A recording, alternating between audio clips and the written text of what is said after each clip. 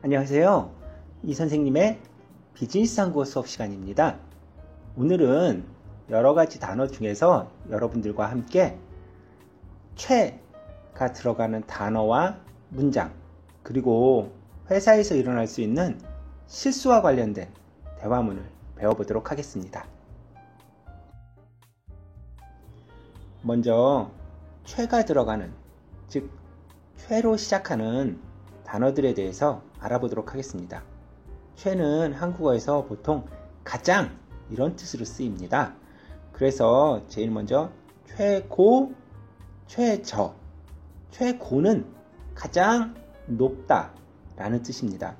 반대로 최저는 가장 낮다 이런 뜻이죠. 최고, 최저. 다음은 최초, 최후.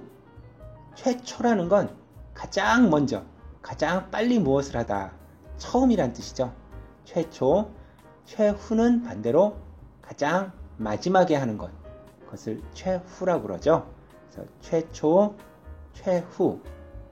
다음은 최선과 최악이 있는데요. 선은 좋은 거, 악은 나쁜 거죠. 그래서 최선하면 가장 좋은 것을 최선이라고 하고요. 최악은 반대로 가장 나쁜 경우에 최악이라고 합니다. 최선, 최악. 마지막으로 최소한, 최대한. 최소한이라는 건 가장 적은 것으로 할 수 있는 것을 최소한이라고 하고요. 반대로 최대한이라는 건 가장 많은 것을 최대한이라고 합니다. 한국어 단어 중에는 이 최가 들어가는 경우가 많이 있습니다. 항상 최라는 건 가장이라는 뜻으로 쓰인다 라는 걸 알고 단어 공부를 하면 어렵지 않게 금방 익힐 수 있을 거예요. 다음은 앞에서 배운 단어들을 사용해서 문장을 공부해 보도록 하겠습니다.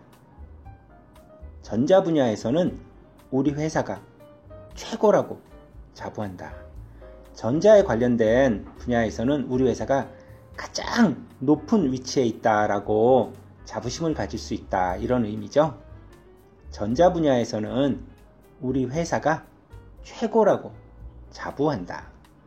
다음은 내년 최저임금은 작년 대비 10% 상승할 예정이다. 내년에 받을 최저임금이라는 건 가장 적게 받는 임금이죠. 최저임금은 작년에 비교해서 10% 상승하다, 즉 10% 올라갈 예정이다, 이런 뜻입니다. 최저임금이라는 건 나라에서 정한 가장 낮은 임금을 최저임금이라고 하죠.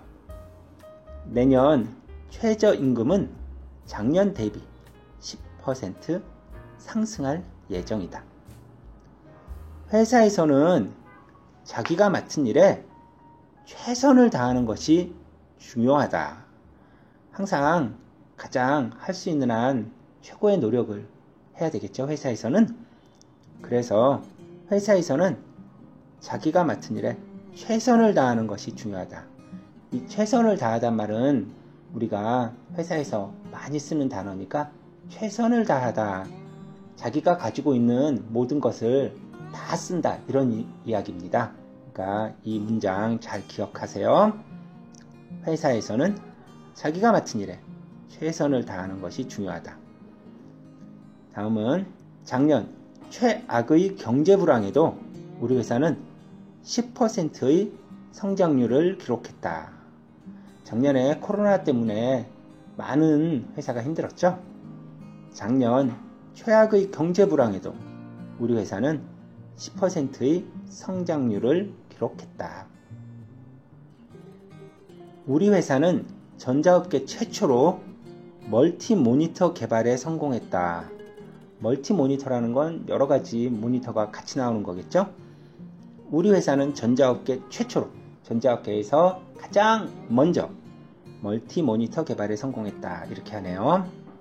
자, 다음 최후에 웃는 사람이 진짜로 웃는 사람이다.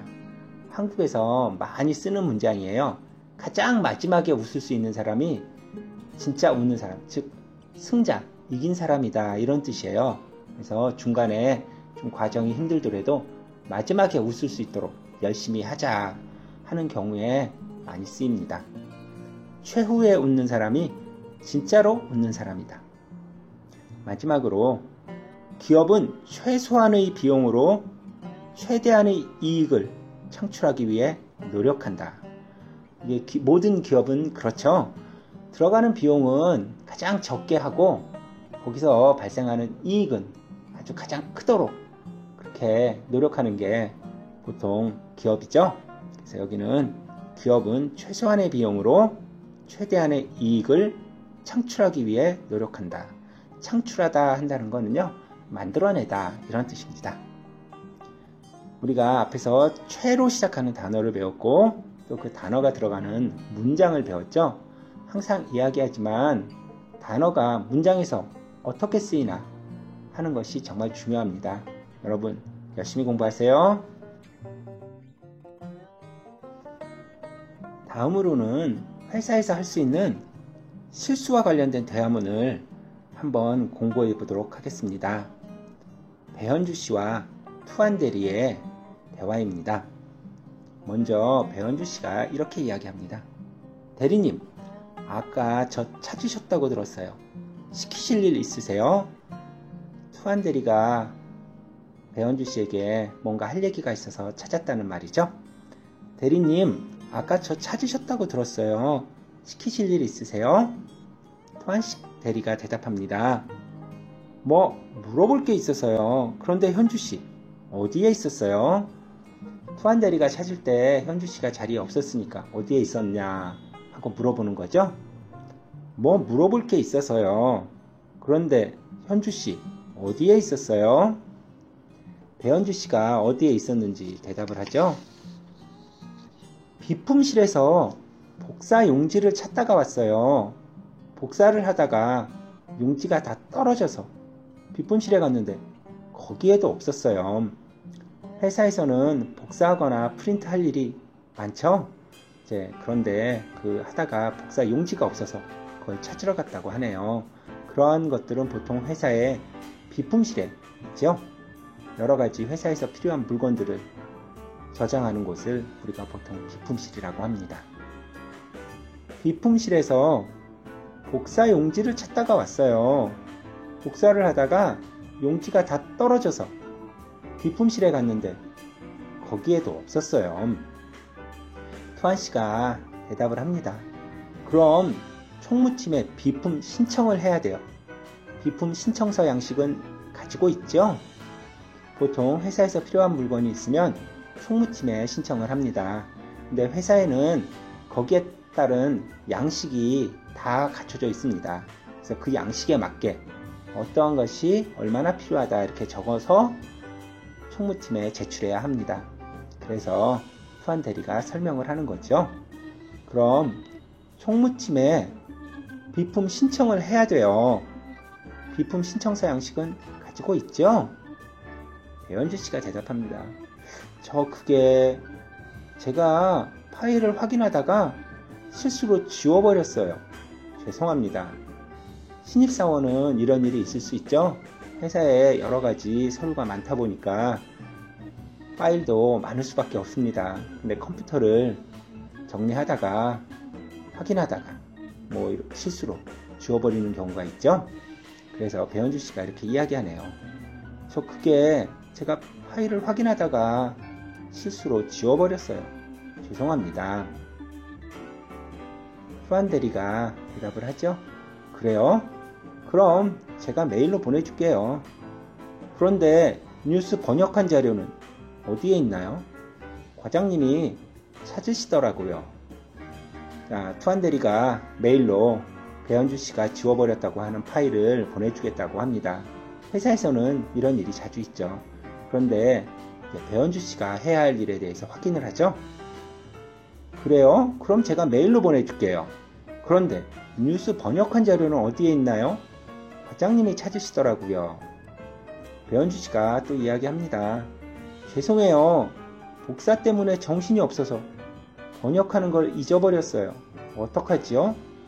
처음 회사에 입사하면 이것저것 여러 가지 일들이 있으니까 하다 보면 일을 까먹고 안 하는 그런 실수를 하는 경우가 있죠. 그래서 그럴 때는 이렇게 배원주 씨처럼 곧 죄송합니다 하고 사과를 하고 자세하게 설명을 하는 게 중요해요. 죄송해요. 박사 때문에 정신이 없어서 번역하는 걸 잊어버렸어요. 어떡하죠? 투한 씨가 대답을 합니다. 그럼 제가 과장님께 말씀드릴게요. 최대한 빨리 마무리해 주세요. 자, 과장님께 배현주 씨의 상황을 설명할 테니까 가능하면 가장 빨리, 최대한 빨리 일을 마무리해 주세요 라고 이야기합니다. 여러분들이 회사에 처음 입사해서 일을 하다 보면 여러 가지 실수를 많이 합니다. 그럴 때는 곧 실수를 인정하고 배현주 씨처럼 이렇게 사과를 하고 과장님이나 대리님에게 어떻게 해야 될까 하고 이야기를 하는 게 좋습니다. 그러면 자세하게 설명해 주실 거예요. 오늘은 최가 들어가는 단어들에 대해서 공부했고요. 또 회사에서 여러분이 실수했을 때 어떻게 이야기하나 실수에 관련된 그러한 대화문을 공부해 봤습니다. 지금까지 이 선생님의 비즈니스 한국어 수업 시간이었습니다. 여러분 오늘도 행복한 하루 보내시고 다음 강의 때 만나요.